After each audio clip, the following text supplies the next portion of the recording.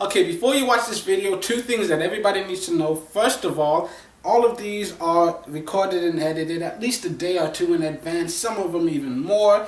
And any changes that occur between recording and uploading, those I will discuss in the first episode of WNBA Weekly.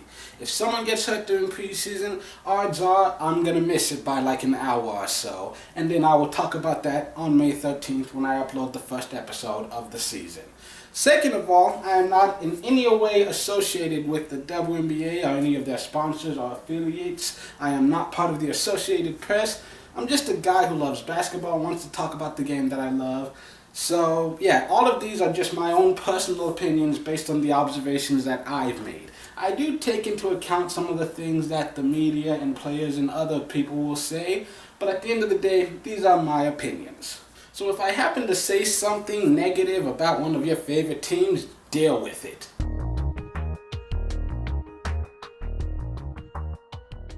Greetings and welcome to the Fan Perspective. I'm your host Nathan Nile, and these are the 2017 WNBA preseason power rankings, where I take a look at all the moves that a team made during the offseason and try to determine how many wins I think they'll have during the regular season.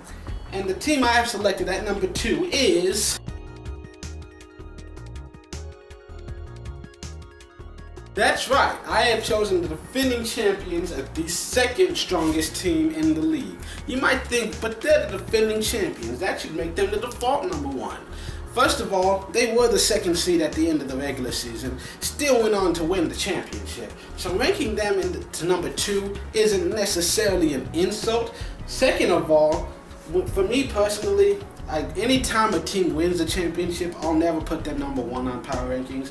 They automatically start dead last. Because the only thing harder than winning a championship is repeating. It hasn't been done in over a decade. The Lynx haven't done it. The Sparks were the last team to do it, but that was when I was in middle school. When you win a championship, now every team in the league is going after you. You got a target on your backs. They spent the entire offseason watching your game film, learning what you do, studying how to win so that they can come out and take you down. That being said, knowing how to beat them and actually being able to take them down are two completely different things. Especially when you look at the fact that this roster is just as strong as they were last year, if not better. Their entire starting lineup from the championship returns, with one exception. They lose Kristi Toliver to free agency, but they traded to get Odyssey Sims in. Mikaela Williams is healthy, so she'll finally be playing this year. They drafted Sydney Weiss. They brought in a lot of great talented free agents. When I look at this team, the biggest question for me is what's going to happen at the guard position. Obviously, we know about the bigs. There's a lot of talent in that front court. You've got Candace Parker and Ibekwe, both MVP winners. You've got Candace has 3 of them by herself, 2 regular season, 1 finals. You've got Jontel Lavender, 6th Woman of the Year, and really she should be a starter. She was an every game starter before they brought Essence Carson in, who herself just has a tremendous resume, incredibly talented. They are loaded in the front court. In losing Kristi Toliver, they lose a proven scorer, but they bring in Odyssey Sims, who herself is incredibly talented, great shooter, can hit from basically anywhere, and she has already had a fairly decent career. She was just stuck on a really horrible team. And don't forget, Mikaela Williams did set a WNBA record with that 51-point game, so we know she can get buckets. They also drafted Sydney Weiss and brought a bunch of other talented rookies in to try out. Pretty sure Alana Beard is still going to be a starter because she's one of the best defenders in the league, despite her age. And even though she may not be the most explosive scorer, she can hit clutch shots, i.e. that 3-pointer to win game 1. It looks to me like it's going to be Odyssey. Could be Riquana. Hell, they could decide to start with Sydney. I don't really know what's going on right there. They could decide to start Karlie. I'm not part of the coaching staff. I don't know what's going on in their minds. Either way, no matter which rotation they go with, they have definitely improved depth and scoring at the guard position. Candace Parker, we've been watching her dominate for so long. Can you believe it? It's already her 10th season.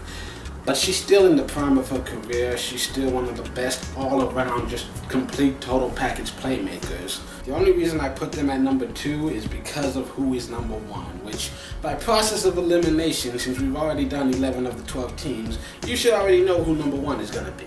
So to recap, the Sparks have a talented head coach in Brian Agler who already has 2 championships.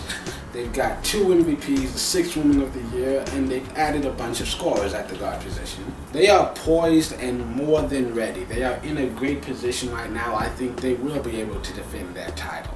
So that's it for this edition. Tune in tomorrow for the final episode. We finally reached the number 1 team. There's no point in keeping it a secret anymore. It's the Lynx, and I'll tell you why in tomorrow's the final edition of the preseason power rankings. So until then, I'm your host Nathan Lyle. This has been The Fan Perspective. I hope you have a great day.